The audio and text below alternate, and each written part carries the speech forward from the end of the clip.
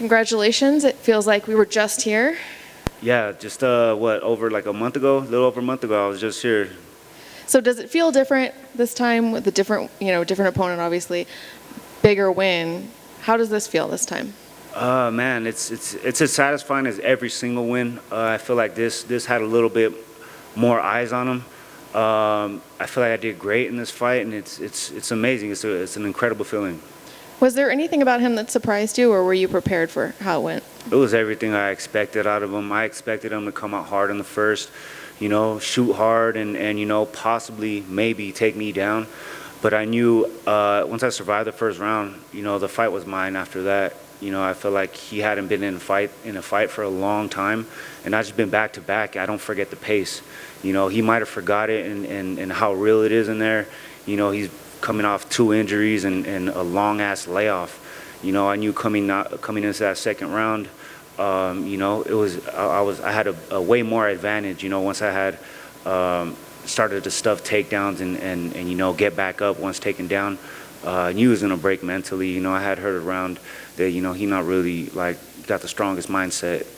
So and I knew after the second round I was like, this is it. This guy's done.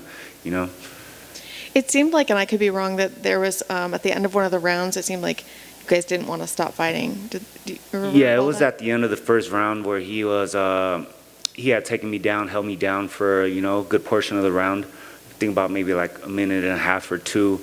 And when we were down there, I was like, you're not doing shit, you know what I mean? Because he wasn't, he was just holding me down, and he was like, we ended up exchanging a few words right there, but it was all competitive, it was just like, trying to, I talk my shit sometimes, Mm-hmm. Is that something you do normally with other opponents that maybe we haven't caught on? Yeah, I do for the most part, like once I get comfortable, I start to talk a little bit, I start to, it all depends on the opponent. With him, he had, he had his little moment at the weigh-in, he called me little, which really made no sense when he was looking up at me. He must have forgot I was dehydrated, so coming into this fight, I was like way heavier than I was at weigh-in. So it was just kind of amusing to me, it really don't bother me when trash talk or nothing like that. I grew up in LA. I was surrounded by that my whole life, and it really don't bother me. It just makes it a little bit more competitive. Did you guys say anything to each other after? At the end of the day, I'm a sportsman, and I'm always showing respect. It all depends on the opponent, if he's acting like an asshole, then I'm gonna be that too. But at the end of the day, I'm like, yo, good fight. I respect anybody that steps in that cage with me, and I expect the same respect. Doing my job and coming in as a professional and making weight and doing everything I'm supposed to do is just at the end of the day respecting. And you fought a lot this year, right in a row. And I just feel like that's something you see nowadays. You see fighters taking bigger breaks. Was that something that you're intending to do? You want to fight a lot? You want to stay active? Or is it just working out that way? Hell yeah. Well, for the most part, I stay, in shape at all times. I try to, do my best to not get out of shape after fights like this. And I was already a week into fight camp, trying to get ready for something. I'm out here living in Vegas, and really I have nothing else to do. This is why I came out here, to stay prepared and be willing and able to take short notice fights. I feel like now is my time. I'm in my prime, and I don't mind taking short notice fights, because it's just go with a short little time span, and it's really just picking up the pace in fight camp.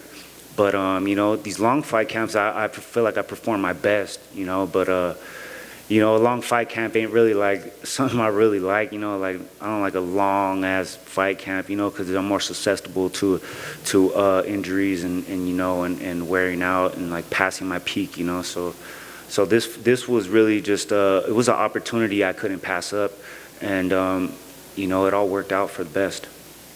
And on that note, when do you want to get back in there? Hopefully before the year ends. I damaged my knuckle a little bit on this one, because I was cracking this dude, but as soon as you know, I'm here at the PI. They're gonna take care of me all this week and maybe next week, and we'll see how I'm feeling. That last fight, I didn't take zero damage at all, and that's why I was able and willing to take this fight. And how about an opponent? You have anyone in mind? I feel like this fight really did a lot for me as far as ranking goes, and I want to see where I fall into the ranking system, and you know, we'll see where it goes from there. Thank you. Thanks. Is it easy to, or would it be correct to say that was the biggest win of your career? That definitely was the biggest win of my career. Kevin Lee was a big name, you know, ranked lightweight, moving up to welterweight. You know, I was the underdog in this fight. You know, which is something I'm used to, you know, and I'm comfortable with. I feel like the whole underdog thing is really just, you know, it's just all numbers and rankings and stuff like that. I feel like, you know, when I step in there, you know, come fight night, it's really which dog wants it the most, you know, and I want it bad, you know.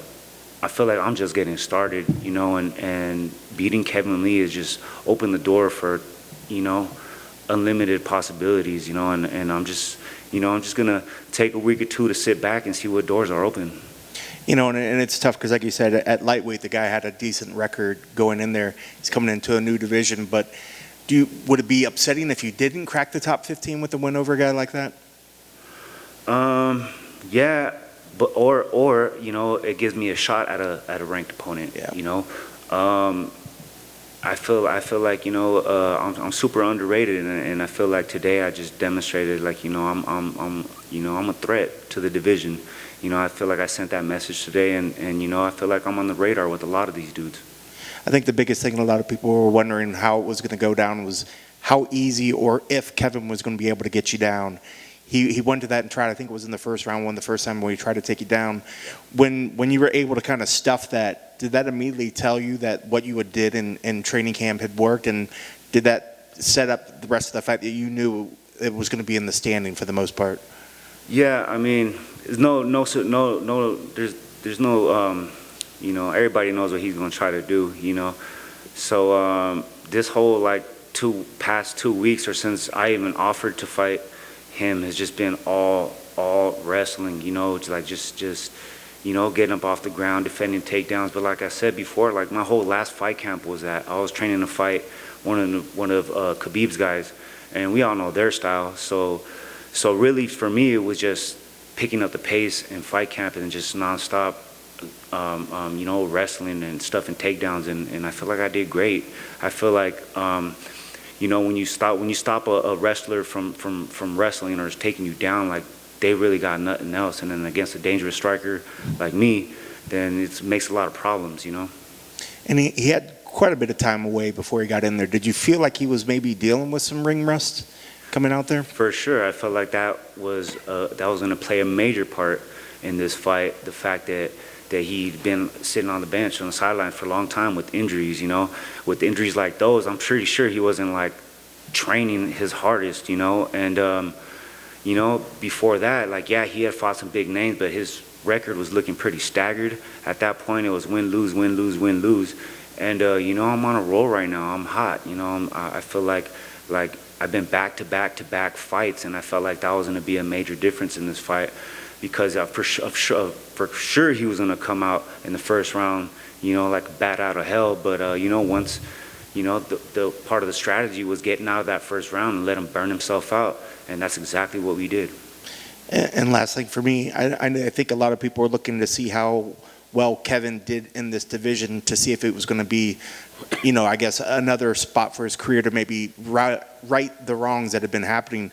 You went in there, you fought him, you felt his strength, you felt his power. Do you feel that he has, there's legs for him at the welterweight division, or do you think it's the kind of thing that he needs to get maybe back down to lightweight? It's hard to say, because I'm gonna make all these dudes look bad, you know. He just got the you know, he just got offered the wrong dude, you know. He was trying to fight Mike Perry, you know, and I whooped on Mike Perry.